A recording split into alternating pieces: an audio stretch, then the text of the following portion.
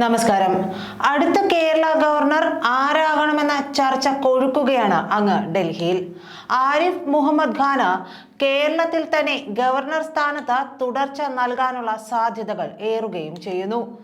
BJPയുടെ തൃശൂർ വിജയത്തിൽ ഗവർണറുടെ ഇടപെടലുകളും നിർണായകമായെന്നാണ് BJP ദേശീയ നേതൃത്വത്തിന്റെ വിലയിരുത്തൽ. BJP സംസ്ഥാന ഘടകവും ആരിഫ് മുഹമ്മദ് ഖാൻ തുടരുന്നതിന് അനുകൂലമാണ്. പിണറായി സർക്കാരിനെ അക്ഷരാർത്ഥത്തിൽ വെള്ളം കുടിപ്പിച്ച ഗവർണറാണ് ആരിഫ് മുഹമ്മദ് ഖാൻ. മുഖ്യമന്ത്രിക്കെതിരെ ശക്തമായ ഭാഷയിൽ അദ്ദേഹം രംഗത്ത് വന്നു. സർവകലാശാലയുമായി ബന്ധപ്പെട്ട നിയമസഭ പാസാക്കിയ ബില്ലുകളിൽ ഒപ്പിടാൻ തയ്യാറാകാതെ പിടിച്ചുവെച്ചും ബില്ലുകൾ രാഷ്ട്രപതിക്കയച്ചും ഏറ്റുമുട്ടലിന്റെ പാത സ്വീകരിച്ച അദ്ദേഹം സർക്കാരിനെ വീർപ്പ് മുട്ടിക്കുകയായിരുന്നു. കേരളത്തിലെ ശരിക്കുള്ള പ്രതിപക്ഷം എന്ന വ്യാഖ്യാനം പോലും അദ്ദേഹത്തിന് ജനങ്ങൾ ചാർത്തിക്കൊടുത്ത സംഭവമുണ്ടായി. സംസ്ഥാന സർക്കാരിന്റെ രാഷ്ട്രീയ പക്ഷപാതിത്വത്തോടുള്ള പല നടപടികൾക്ക് തടയിടാനും അവ തുറന്നുകാട്ടാനും ഗവർണർ മുന്നിൽ നിന്നു. മുഖ്യമന്ത്രി പിണറായി വിജയന്റെ ജനവിരുദ്ധത ചർച്ചയാക്കിയതും ഒരു തരത്തിൽ ഗവർണറാണ്. ഇതെല്ലാം BJPയുടെ വോട്ട് വിഹിതം കൂട്ടുന്നതിന് കാരണമായി. ആരിഫ് മുഹമ്മദ് ഖാനും തുടർച്ചയുടെ സൂചന കിട്ടിക്കഴിഞ്ഞു. സെപ്റ്റംബർ 6-നാണ് ആരിഫ് മുഹമ്മദ് ഖാന്റെ 5 വർഷ കാലാവധി പൂർത്തിയാകുന്നത്. അതിനുശേഷം ആരിഫ് മുഹമ്മദ് ഖാനെ തന്നെ കേരളത്തിൽ പുനർനിയമിക്കാനാണ് സാധ്യത. ഗവർണർമാരുടെ നിയമന കാലയളവ് 5 വർഷമാണ്. കാലാവധി പൂർത്തിയാക്കുന്നതിന് മുമ്പ് കേന്ദ്ര സർക്കാരിന്റെ ഉപദേശപ്രകാരം രാഷ്ട്രപതിക്ക് മാറ്റാം. കാലാവധി പൂർത്തിയായാൽ പുതിയ നിയമനം ഉണ്ടാകുന്നതുവരെ തുടരുകയും ചെയ്യാം. എന്നാൽ കേരളത്തിൽ ഗവർണറുടെ പദവിയിൽ തുടർ നിയമനത്തിനാണ് സാധ്യത. അങ്ങനെ വന്നാൽ അത് ഒരു അപൂർവതയാകും. അതിനിടെ ഗവർണറെ കേന്ദ്രമന്ത്രിയാക്കുമെന്ന അഭ്യൂഹവുമുണ്ട്. മോദിയുടെ 3-ാം മന്ത്രിസഭയിൽ മുസ്ലിം മുഖം മന്ത്രിയായില്ല.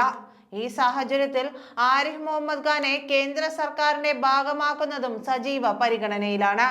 BJPക്ക് ഒറ്റയ്ക്ക് ഭൂരിപക്ഷം കേന്ദ്രത്തിലില്ല. അതുകൊണ്ട് തന്നെ ഇനിയും ചില മാറ്റങ്ങൾ അനിവാര്യമാണെന്ന് പ്രധാനമന്ത്രി മോദി വിലയിരുത്തുന്നുണ്ട്. കേരളത്തിൽ BJPക്ക് ഗണ്യമായ മുന്നേറ്റമുണ്ടാക്കാൻ ഒരു പരിധിവരെ ഗവർണറുടെ നടപടികളും സഹായിച്ചുവെന്നാണ് കേന്ദ്രം കണക്കുകൂട്ടുന്നത്. അതുകൊണ്ട് തന്നെ ആരിഫ് മുഹമ്മദ് ഖാന് ഉചിതമായ അംഗീകാരം തുടർന്നും ലഭിക്കും. മുഖ്യമന്ത്രിക്കെതിരെ ആഞ്ഞടിച്ചും സർക്കാരിനെ വിമർശനത്തിലൂടെയും ഗവർണർ സമ്മർദ്ദത്തിലാക്കിയപ്പോൾ പ്രതിപക്ഷ സ്വരമായി അത് വ്യാഖ്യാനിക്കപ്പെട്ടു. നിയമസഭ പാസാക്കിയ ബില്ലുകൾ പിടിച്ചുവെച്ചും രാഷ്ട്രപതിക്ക് അയച്ചതുമെല്ലാം വലിയ ചർച്ചയായി. ഈ സാഹചര്യത്തിലാണ് ആരിഫ് മുഹമ്മദ് ഖാന് BJP കേന്ദ്ര നേതൃത്വത്തിന്റെ ഗുഡ് സർട്ടിഫിക്കറ്റ് കിട്ടുന്നത്. ആരിഫ് മുഹമ്മദ് ഖാന്റെ ഇടപെടലുകൾ കേരളത്തിൽ ഏറെ സ്വാധീനമുണ്ടാക്കിയെന്നാണ് BJP നടത്തിയ സർവേകളിലും തെളിഞ്ഞിട്ടുള്ളത്. ലോക്സഭാ തെരഞ്ഞെടുപ്പിന് തൊട്ടുമുമ്പ് കേരള ഗവർണർ സ്ഥാനം ആരിഫ് മുഹമ്മദ് ഖാൻ രാജിവെച്ച് UPയിൽ മത്സരിക്കുമോ എന്ന ചോദ്യം തന്നെ സജീവമായിരുന്നു. എന്നാൽ ലോക്സഭയിലേക്ക് മത്സരിക്കാനില്ല എന്നാണ് അദ്ദേഹം അടുപ്പമുള്ളവരെ അറിയിച്ചത്. അദ്ദേഹത്തിന്റെ പഴയ മണ്ഡലം വിഭജിക്കപ്പെട്ടു. മത്സരിക്കണമെങ്കിൽ പുതിയ മണ്ഡലം കണ്ടെത്തണമെന്നതായിരുന്നു പ്രധാന വെല്ലുവിളി. നരേന്ദ്രമോദിയുടെ ആദ്യ സർക്കാരിന്റെ കാലത്ത് മന്ത്രിസഭയിലേക്ക് ആരിഫ് മുഹമ്മദ് ഖാനെ പ്രധാനമന്ത്രി ക്ഷണിച്ചിരുന്നു. എന്നാൽ അത് നടന്നില്ല. തുടർന്ന് ഏതാനും വർഷം പത്മ അവാർഡ് നിശ്ചയിക്കുന്ന കമ്മിറ്റിയിൽ അംഗമായിരുന്നു. അതിനുശേഷമാണ് കേരള ഗവർണറായി നിയമിച്ചത്. സജീവ രാഷ്ട്രീയത്തിൽ നിന്ന് വിട്ടുനിന്നതിനാലാണ് ഇത്തവണ ലോക്സഭയിലേക്ക് മത്സരിക്കാത്തതും. BJP വീണ്ടും അധികാരത്തിലെത്തിയതിനാൽ ഗവർണർ സ്ഥാനം ഒഴിഞ്ഞ് രാജ്യസഭ വഴി കേന്ദ്ര മന്ത്രിസഭയിൽ ആരിഫ് മുഹമ്മദ് ഖാൻ എത്തിയാലും അത്ഭുതപ്പെടാനില്ല. അല്ലാത്ത പക്ഷം കേരളത്തിൽ തുടരുമെന്നാണ് റിപ്പോർട്ടുകൾ. കേന്ദ്രത്തിൽ നിന്ന് അനുകൂല സൂചന ലഭിച്ചതോടെ സർവകലാശാലകളുമായി ബന്ധപ്പെട്ട നടപടികൾ ശക്തമാക്കാനുള്ള നടപടികൾക്ക് അദ്ദേഹം തുടക്കമിട്ടിട്ടുണ്ട്. സർവകലാശാലകളുമായി ബന്ധപ്പെട്ട പരാതികളിലും VC-മാരുടെ നിയമനം സംബന്ധിച്ച പരാതികളിലും ഹിയറിംഗിന് രാജ്ഭവൻ തീയതി നിശ്ചയിച്ചു. ഇത്തരം നടപടികൾ തിരഞ്ഞെടുപ്പ് കാലത്ത് നിർത്തിവെച്ചിരുന്നു. ഏറ്റവും ഒടുവിൽ ലോക കേരള സഭയുടെ ഉദ്ഘാടനത്തിന് ക്ഷണിക്കാൻ സംസ്ഥാന സർക്കാരിന്റെ പ്രതിനിധിയായി എത്തിയ ചീഫ് സെക്രട്ടറിയോട് അദ്ദേഹം സർക്കാരിനെതിരെ പരുഷമായ ഭാഷയിൽ സംസാരിക്കുകയും ചെയ്തിരുന്നു.